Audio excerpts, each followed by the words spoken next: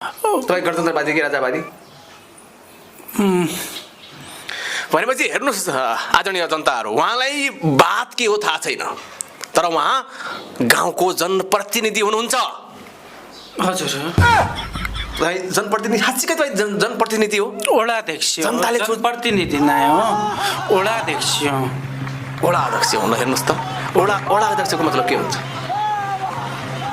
वडामा जाने तपाईँ जनतालाई प्रष्ट रूपमा बताउनुहोस् कि तपाईँ जनताबाट निर्वाचित भएर तपाईँ वडा अध्यक्ष हुनुभयो? चुनावमा चुनावमा भयो हो, साइन गरिदियो उनीहरू कागजमा। सचिवजी जो बनाइदिनु भयो सचिवजी, उनमा म साइन नगरे भने नि त म साइन गरिदियो। होइन, तपाईँ चाहिँ त्यो साइन गर्ने मान्छे पनि कसरी हुनुभयो? चुनावमा भयो काल सहयोग गरे पछि उहाँका धामकाल